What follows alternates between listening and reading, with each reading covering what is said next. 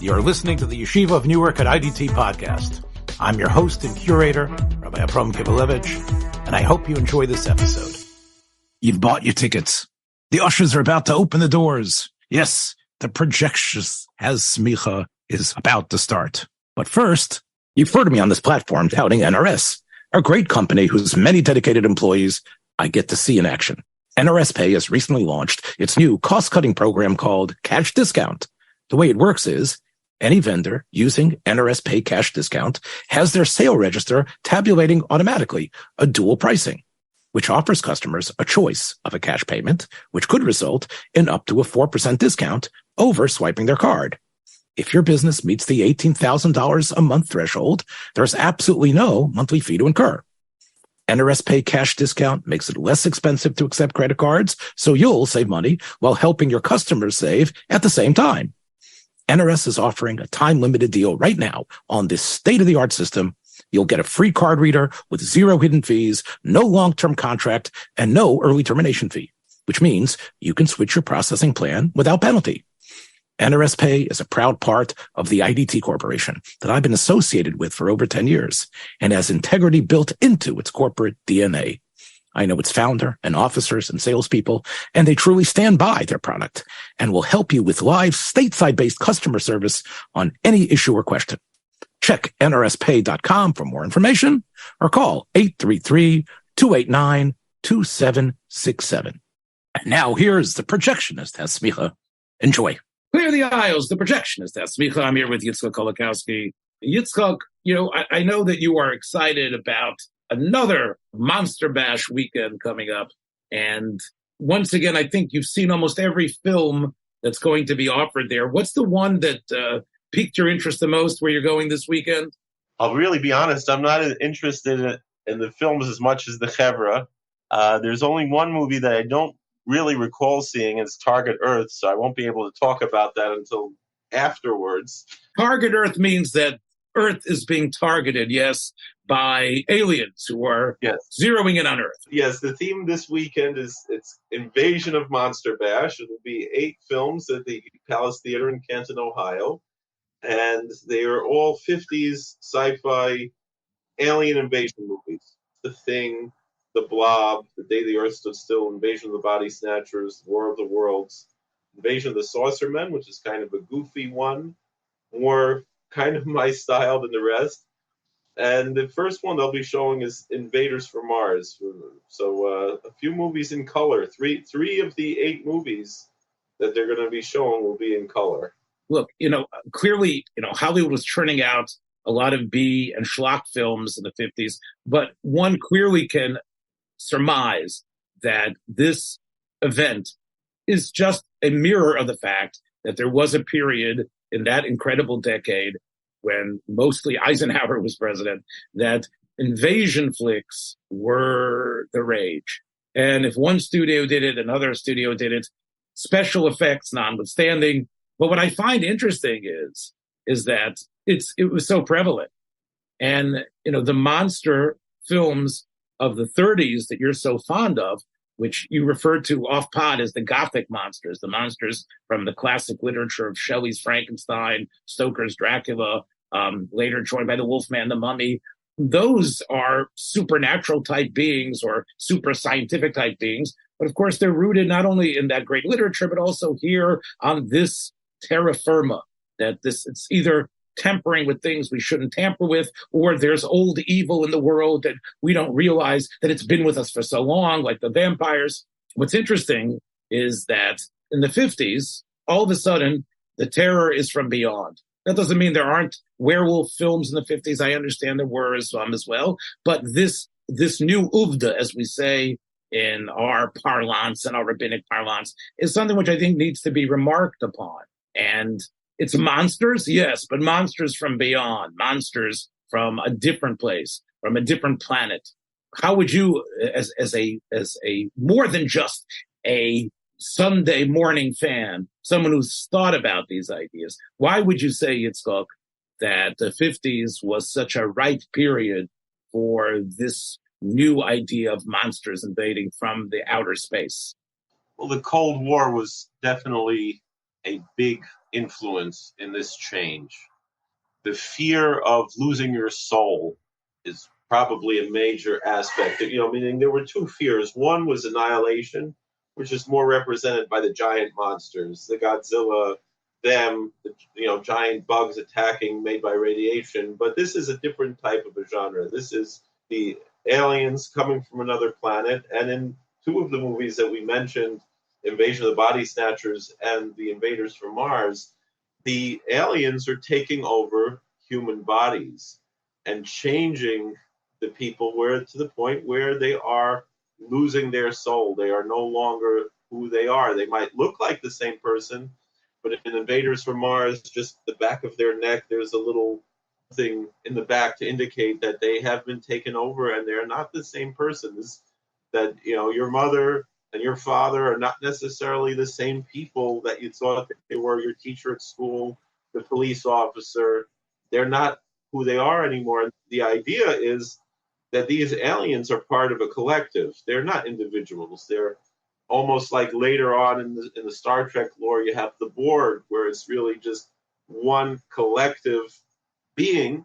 So too, these beings, they lose who they are as individuals and are reduced to, merely parts, cogs in a bigger collective. And the fear of communism, which is really, even though it's presented in some kind of a progressive stance, but it's really returning back to old feudalism in a certain way, as opposed to the American idea of individualism, the rugged individualism of America that's being threatened by this idea that, you're going to lose your soul, and also the religious aspect, which is interesting because then the third movie that they're showing is The Day the Earth Stood Still, which is, as we've discussed before, and War of the Worlds both have religious themes that are explored. Again, many people have already noted that The Day the Earth Stood Still is much more of a pacifist ideology. Carpenter is clearly a symbol of Jesus. So I want to push back on a number of different fronts to your theory. It might be something that is espoused in various college courses, but I don't agree 100%. What is so scary about the pod people is not, the communists are coming. It questions what is a human being. Because essentially, once the pods take over, they have all the memories and physical attributes of the person that they've replaced. But they're missing something. They're missing humor. They're missing a sense of joy of life. And you're right; they seem to be all connected in a collective. But that's my point. That's the point of communism, is to take away the individual's soul and to put you into that collective. But look, as we already know, we extolled Lubitsch 2 weeks ago. Ninotchka was communism in the 1930s, and we know that it really, in a way, showed America that no, communism is not this monolithic, squashing everyone's individual ability to think. Yes, it was definitely repressive and terrible, but the way they drew it up on the picture. But I think one of the reasons why Body Snatchers still is a scary film, even though we're not scared of communism anymore, is because it makes us question what it is to be a human. It makes us question what is really the difference. The other thing is, if your theory is right, and maybe it is, we'd have to do some research on Soviet bloc films that were made during the communist era and try to realize, did they not have the alien invasion? To my limited knowledge, I'm not familiar. In other words, they were definitely into space exploration. We know the Soviets were ahead of us in terms of the ideas of where they were going to go. And even earlier, you had the Alita, Queen of Mars in the silent era was a Soviet film. But it was all about human beings going to the other planets, not about the aliens invading us. I think you might have a point. Again, part of what's, Stanislaw Lem's classic Solaris, which I think Steven Soderbergh remade. What we have is a cosmonaut traveling out to a space station or to a planet and discovering, the evil of this alien intelligence that's there. So there is, a sense of that unknown that's like tethered to the science. But it isn't, as you say, it's not that the invaders are coming here to take over the planet. You're saying the Soviets aren't worried about that because they sort of want to take over the planet themselves, just in a similar way. It's fascinating because they're not making films about the fear of America coming in, because they always had this idea of, the West is going to corrupt our people and so forth, but you didn't have that in the filmography of the Soviet Union. I would add another thing, but I think part of why this becomes the monster du jour is the monster from outer space, the alien, and not all of them infiltrate and take on a humanoid aspect. I think part of it was the fact that the idea of the science that could enable travel to another planet was more of a reality in the 50s than it was, even in some of the earliest films like The Trip to the Moon and some of the serials in the 30s and 40s. There was a sense with the success of the atomic bomb and many of the other like almost superhuman type of inventions that were unleashed in World War II in many shapes and forms. I think this fueled the collective feverish imagination of many that, well, look where we're going. So there might be others out there that could also have this ability. Unlike monsters that are just supernatural in nature, these are not supernatural monsters. These are just more highly advanced technological beings. So I think part of it is as you say, it's part of it, I think, is a fascination with technology and maybe warning against the evils of what it could be. One of the most devastating scenes in these 8 films that are being shown, as I mentioned, that there is a religious themology in War of the Worlds, in the 1953 War of the Worlds, was that there was a priest who makes a statement of saying, these beings are of a higher intelligence, so they must be closer to the Creator. And so he walks toward the alien ship, holding his Bible, reciting the 23rd Psalm, and then he's blasted and totally destroyed, which is really not very comfortable to me as a person of faith to see that, and devastation of that. Although I think the movie redeems itself in the end when the people all go to their various churches to pray, realizing the world is coming to an end, and then they are saved in the end. But which do we find? Because you have Plan 9 from Outer Space, you have the opposite, that being having a reputation as the worst movie ever made, which I don't think it deserves. But nonetheless, you have a theme that's you looked into there as to, do the aliens believe in God? Are they closer to the God? Are they working, to do God's work? Kind of in the sense of the day they're still preventing us from harming ourselves and harming the world. And which is it? Are these aliens, like in the day there stood still, higher beings, or are they, like in the War of the Worlds, the lowest aspects of the most base, usage of, does a higher technology? And I think that's maybe the answer to what is the dichotomy there, is that, does a higher technology necessarily mean something more sublime? And we know, history has taught us no. History has taught us that as advanced as Germany was, they still became the most animalistic and I don't want to insult animals to say, when God is taken out of the picture, when morality and ethics are taken out of the picture and replaced with maybe some ceremony and pomp and circumstance, but nothing really filled with anything real, they can just become destructive and base and evil. Obviously Hollywood had to, in many ways, put some sort of positive spin and ending on all of these films, whether it was like last week, we talked about it becoming a dream at the end, or at least here is the victory of faith over just pure cold science. But many times the filmmakers, and why the appeal to the audience wasn't necessarily because of the sugar-coated ending. Many times it was based on, the thrills and the excitement and maybe even the fascination with the machinations of the villains. we could go back and analyze many, many films in terms of the morality play aspect of it versus, the great villainy that's always being exhibited.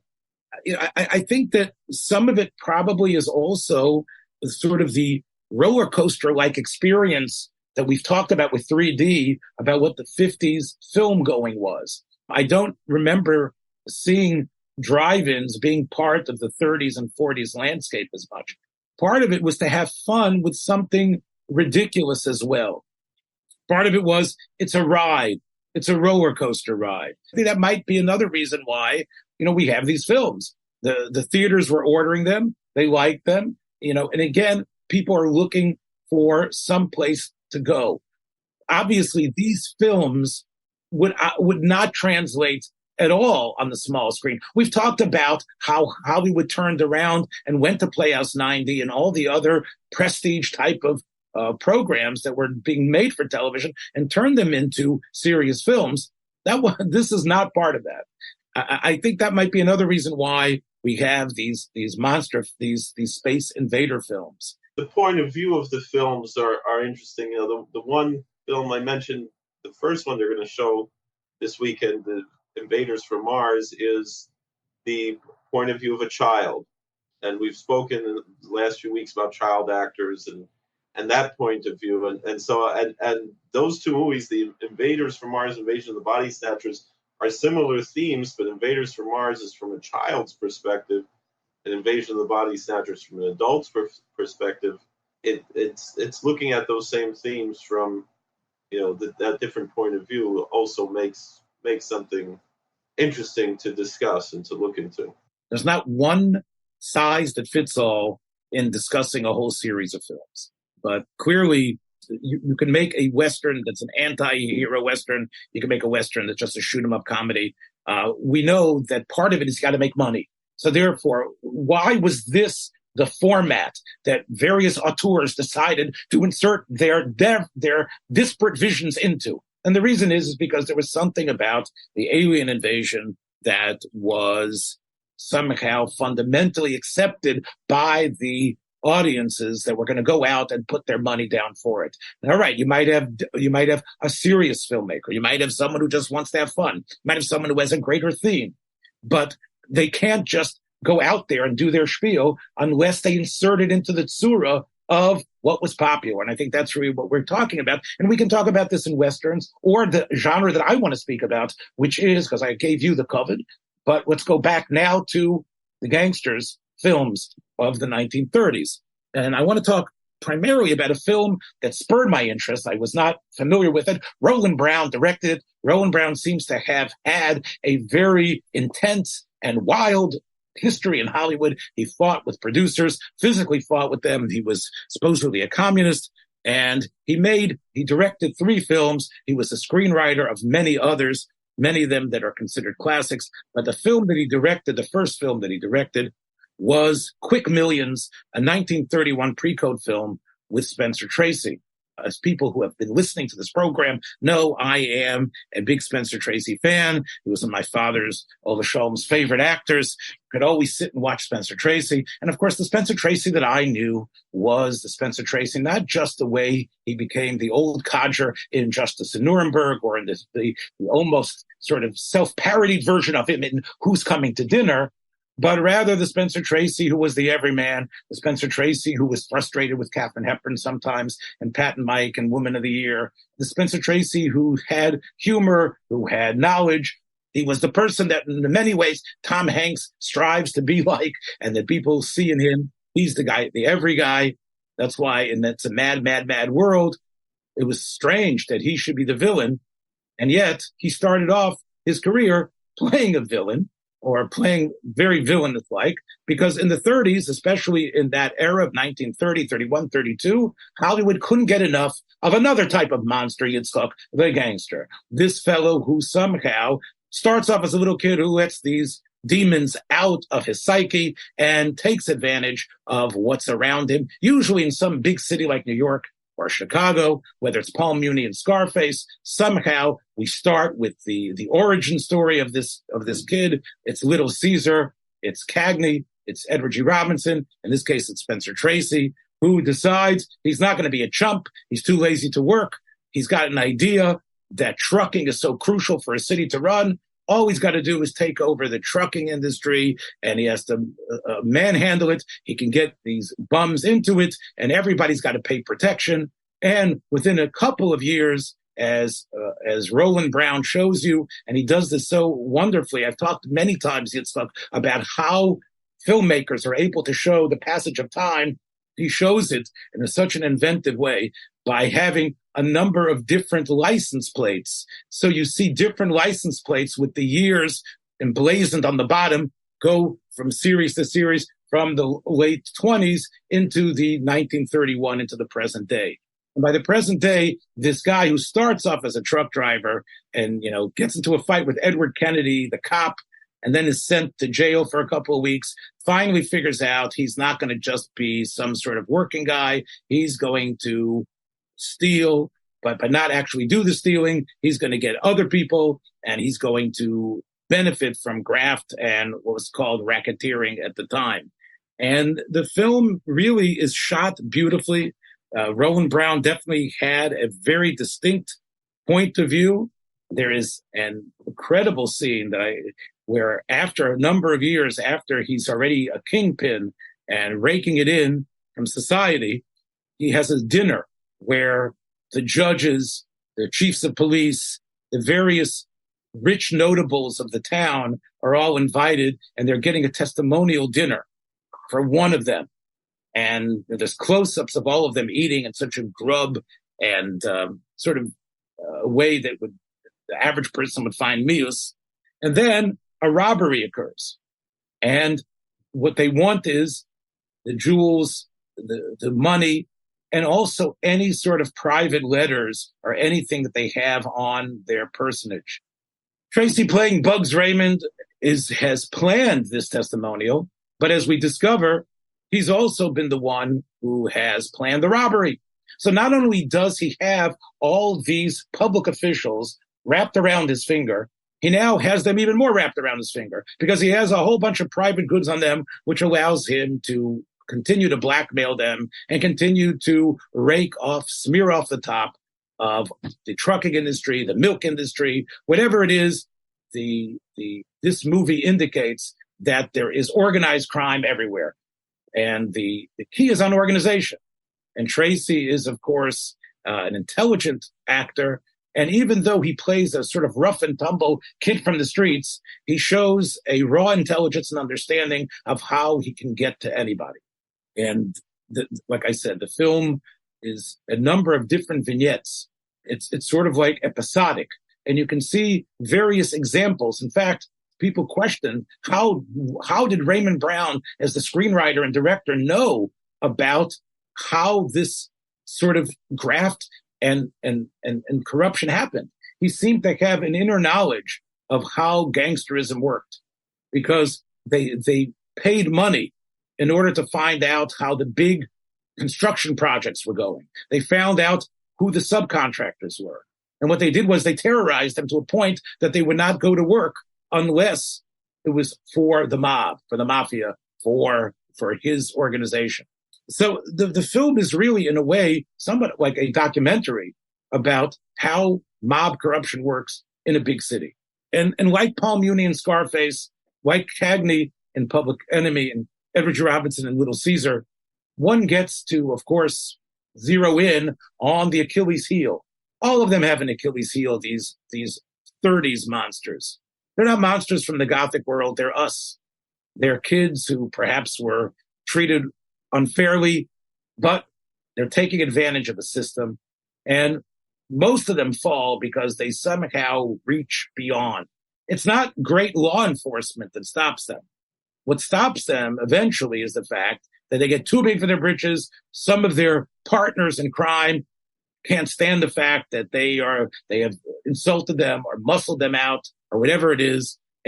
Or in this film, as the tagline of the film went in many of the places where it was advertised, he didn't like his girlfriend that was unsophisticated, and he tried to really be connected to the sister of the construction magnate who was obviously beyond him in terms of social standing. He pursued her, even though it was clear he couldn't have her. And his pursual of her estranges him to all his old friends. And as it says, his Samson met his Delilah, and that's what causes him to fall. My point here, Yitzchak, is that these films were extremely popular, whether it was Tracy, whether it was Cagney, whether it was Edward G. Robinson. They wanted to see these stories. Why did they want to see these stories? What was it that was tapping into? I would say part of it was a way to vicariously live the life of the gangster. It was a way to sort of agree that things are corrupt. 1949, Yitzchak has, I think, one of the last great gangster films, which is White Heat. And in that film, of course, the police are really crucial in outing him and discovering him and bringing him down. I think here in the 30s, there was a sense that all the systems are corrupt. In Quick Millions, when one of the DA or someone comes to meet Bugs Raymond and he says, look, your system is corrupt. Mine is corrupt. It's all about what men make up. So you've got a system of laws, but we know we can buy you off. So what are you going to do? You're going to bring this guy, put him into the electric chair, and make a hero out of him, or have people snitch, etc. I have another system. You have a system. I have a system. The fact that your system is called law doesn't mean that it's any less corruptible than mine. And the film basically acknowledges that. The film acknowledges that even the great American system of laws and rules is really something that can be bent and turned around if you just have the gumption and knowledge of how to do that. And I think part of this, Yitzchak, is going back to communism again. I think there were many writers, although I'm not going to say Ben Hecht had communist leanings, but... No, he certainly didn't.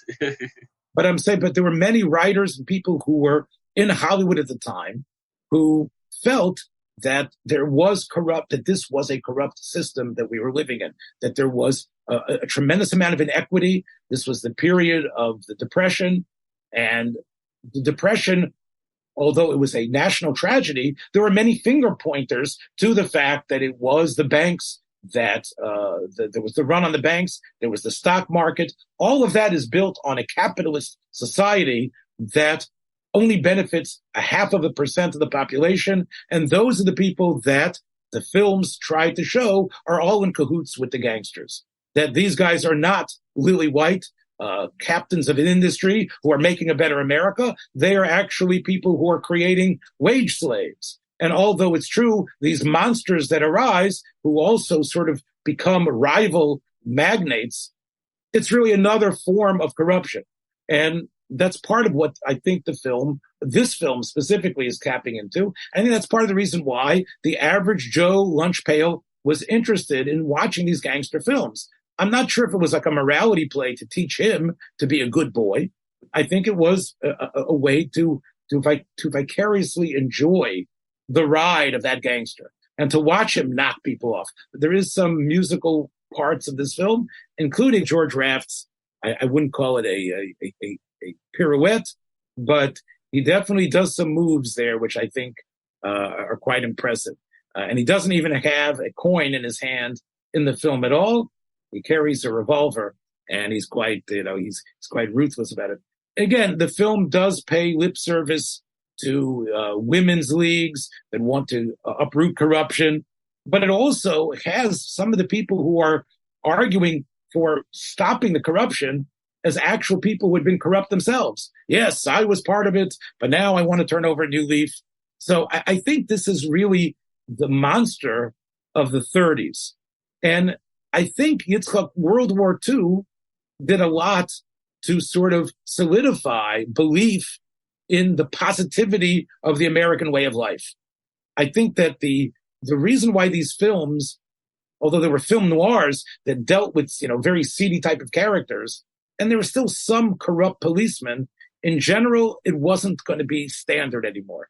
The police procedural, which was an outgrowth, like Naked City and other films from the late 1940s, was an outgrowth of the belief in the correctness of the American way of life and the systems that we had here. I think it was buttressed by the Eisenhower administration and other things. But I think, therefore, we don't really see Yitzchak with a gangster film in the 50s. It's not there. And we don't even have remakes we don't even have films in the 50s that take us back to the roaring 20s or the 30s. There is, at the end of the era of the end of the 1950s, we have the story of Legs Diamond, Arnold Rothstein. There are a couple of films of the late 50s that are sort of like and of course the Untouchables television program. But I think it's connected, of course, with the Untouchables, or the FBI, who are going to actually clamp down on it, as opposed to really relishing the gangster life, to actually make us a fly on the wall and have us really sort of vicariously enjoy that human monster. So we've discussed, of course, The Godfather here on the Projectionist. Obviously, gangster films made a tremendous comeback. And part of it, Yitzchak, was that the Hays Code or anything like it disappeared completely. And you could see that there was sort of a Semicha on the part of the audiences to sort of get into the lives and conquests of organized crime and of very, very despicable, in many ways, unprincipled characters. Well, and that's my question: is in the 30s, did you have that aspect of the organization in organized crime, of the mobster, of the gangster, that how organized the gang is, as much as that was highlighted later, whether like you said in the Godfather or in all these later films, and then on television, The Sopranos, where the focus was the family. You didn't really have that idea of the family of the older gangster movies, probably more for the reason that part of it might have been a kind of a sense of political correctness that was more so in the 30s, that you didn't want to pick on certain ethnicities. I think you might be hitting on something here. Let me respond. Having seen many gangster films of the 30s, plus The Sopranos and The Godfather and Casino, Goodfellas, having seen the whole gamut, I would say that one of the luxuries that The Godfather had was a tremendous amount of production capital to be able to produce a 2.5, 3 hour sort of epic. Quick Millions is 1 hour and 6 minutes, or 1 hour and 9 minutes, right? So I believe it effectively shows organization. It shows not only his assassin, but it shows the various machinations and who you have running things, what sort of shysters you might have, what sort of fixers you might have. The Godfather, as you say, was not afraid of upsetting the Italian-American community. In the 30s, it's possible the same people that you were sort of making movies about would come in to the studios and shut you down, right? The same way they would strong arm the milk drivers in Quick Millions and use machine guns to basically get them to pay protection money. They did not want to have films that came so close to life that that would bring down heat upon them. So I think you're on, because that's a major change in this genre. Meaning the sci-fi alien invasion genre, there's not much of a difference between Independence Day in the 90s and War of the Worlds in the 50s, except the special effects changed. That's the storytelling didn't get any better. It was still a hokey, probably more hokey, and although there were more highbrow alien invasion films, later in history as well. But it's just going back to the same old well. Whereas when the gangster genre or the mobster genre was retold later in history, it wasn't going to the same well. It wasn't as much focusing on, well, it was still focusing on the violence, but there's I think the storytelling changed. And like you said, part of it was because, like you said, instead of the special effects being the change of the budgets, it was that now you have time. You're going to make an epic film. There were epic films, in the 30s, in the 40s, in the 50s, in the 60s. why did it take until the 70s? And we can have another program about the concept of epics. But I think Warner's, which was at the forefront of the gangster film, saw these as quickly made star vehicles for Cagney, for Edward G. Robinson, in this case, it was something that promoted Spencer Tracy. And epics were usually seen as costume dramas. They were seen as based on some sort of famous novel, like Gone with the Wind. Had Puzo not written The Godfather, I'm not sure if there would have been enough in the imaginations of even people like Francis Ford Coppola to construct a complete epic. I think there was something about the source material, the fact that it was a national bestseller, that is part of it. The concept of epics was sand, was biblical, there was no Western epics either. Epic Right. had to do with something that, because of the time period, like again, you could have, David Copperfield could be an epic from MGM. They could have something that was somehow, or even A Tale of Two Cities. In a certain sense, you could kind of say that Forbidden Planet was maybe not as long as the typical epics, but it was still, compared to other science fiction, it was more of an epic science fiction film than a... So, I think that's probably the answer to your question. I think the other difference between, we talk about gangsters and monsters. I think what happens in The Godfather and the other iterations of the gangster film is that, unshackled from the Hays Code, as I said before, is also the ability to have very graphic violence and to have not just the hint of promiscuity, but actually revel in that as well. So I think it's, you have almost an ultra realism that it has this dirty little pleasure of watching. I think the 30s films, despite the fact, even this pre-code gem, still it could not just be totally out there. I think it had to intimate quite a bit. And I think they stand as really a very, I would say, ambitious pieces of creating, as we said, a genre of film. Well, whether it's the monster or the gangster, I think that our fascination with the creature or the grotesque transformations that can occur within us allow us, I believe, Yitzchak, to sort of dally in that fantasy and pull ourselves back. I don't think, Yitzchak, that the audiences who eventually watched these films were necessarily corrupted and deciding, well, I'm going to turn to this life of crime. But I think that unless we give ourselves some exposure to what we know are our natural tendencies, unless we sort of see it reflected, I think that, and we sort of give it expression by watching, by thinking. I think I think that's a way not to sublimate it in a way. I think otherwise, I think it comes back.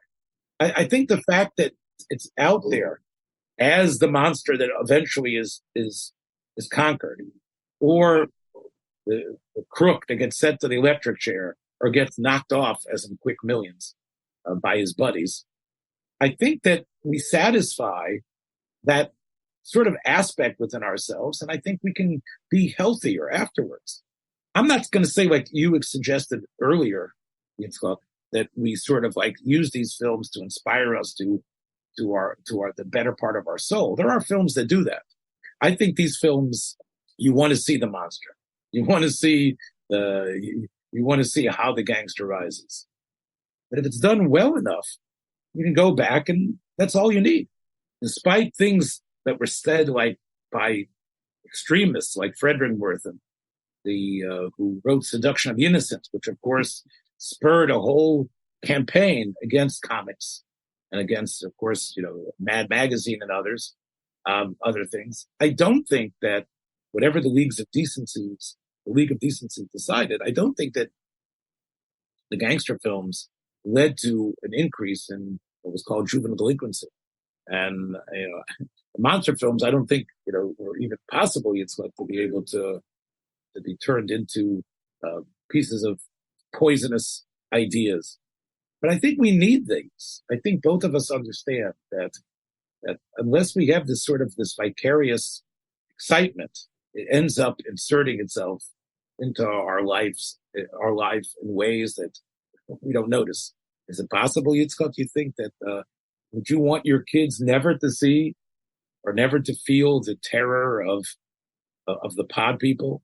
Or would you want them only to see Bambi and Thumper? No, even Bambi, you're going to see Bambi's mother get killed. So that experience of that pain, and that it's always going to be something that's pain, and that's so much of the problem of the world of trying to shelter us from seeing things that it doesn't always work out in the way that we want it to. It's more healthy, I think. I mean, that's one of the reasons why looking at the world and how you have in the frum world people who are very sheltered, and then when they get exposed to something a little bit, they can't handle it. I'd rather have some kind of almost a vaccine and an inoculation against that by having that exposure. Yes, well, we definitely here at the Projectionist, go get yourself vaccinated. get either the monster variant or the gangster variant. Watch your step on the way, everybody. We'll catch you next time. Be well. Thanks for joining us for another episode from the Yeshiva of Newark at IDT Podcast. Be sure to subscribe on your favorite podcast app so you don't miss a single episode.